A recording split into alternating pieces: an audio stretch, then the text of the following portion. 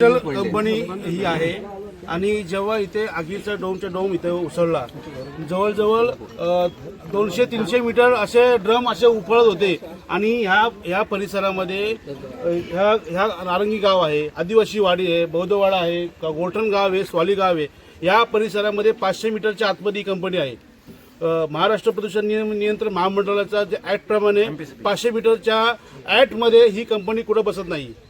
मुळात पहिली गोष्ट म्हणजे हे जाऊ द्या, पण जेव्हा आगीचा डोंग वरती उचलत होता तेव्हा इथले नागरिक सगळे भयभीत होते. गावातला एक सुद्धा या आसपासच्या परिसरामधला तरुण छोटा छोटा बाळ हा 7:30 वाजता रानावनात पडत होता. वाईट वाटलं हे की त्यांना जेव्हा खायची वेळ आपली 8-8:30 ची वेळ असते लोकांची जेवणाची, त्या वेळेला नेमके बाहेर गेले. जेवणाची परिस्थिती खूप वाईट होती.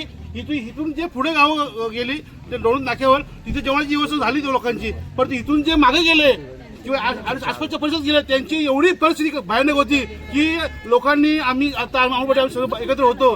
तर प्रवीण पाटील सुद्धा रात्री फोन केला, बाकी राकेश देशमुख होते, सध्या देशमुख सगळे होते. यांनी परिसरामध्ये आसपासच्या लोकांना एकत्र करून तिथे बिस्किट कुणाला दे, कुणाला पाणी दे, कुणाला वडापाव आणून दे. रात्री 11 वाजेपर्यंत सुद्धा 12-1 वाजता आम्ही दुकानं उघडली आणि ती बिस्किट पोच केली. म्हणजे ही भयावह परिस्थिती या कंपनीमुळे आहे. म्हणून ही कंपनी इथं जागेला बंद पाहिजे आणि जोपर्यंत रोजगार मिळतोय कंपनी येते ठीक आहे, परंतु तुमच्या फायर सेफ्टीच्या नॉर्म्स प्रमाणे जेव्हा एखादा प्लॅन येतो तेव्हा 9 मीटरचा क्षेत्र हा पूर्ण त्याच्या फायर सेफ्टीची गाडी येते तेव्हा पूर्ण फिरायला लागते. ती फिरायची इथं व्यवस्था नव्हती. तुमच्या येणे करता वेळी जेव्हा इंडस्ट्री नॉर्म्स येतात तेव्हा इंडस्ट्री नॉर्म्समध्ये तुमचा फायर सेफ्टीचा तुमचा जाणारे रस्ते, तुमचा सांडपाणी, तुमचं केमिकलचे विषय सगळे असतात.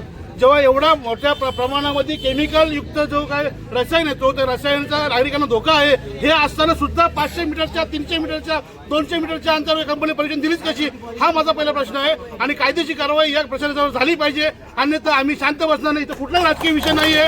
आम्ही ग्रामस्थ सोबत आहेत, आम्ही या परिसरामध्ये राहतो, या परिसरामध्ये जन्माला आलो, त्यामुळे आम्ही ठाण म्हणून इथं बसणार जोपर्यंत इथं कंपनीचं प्रशासन हालत नाही. एवढं होऊन सुद्धा या कंपनीचं व्यवस्थापन 200-250 लोक घेऊन येते, कंपनी चालू करायला बघते. अरे कुठे ठेवली तुमची माणूस, काय इथं भयावह परिस्थिती आहे. हे कदा मी सहन करणार नाही. अरे थांबा राहू दे.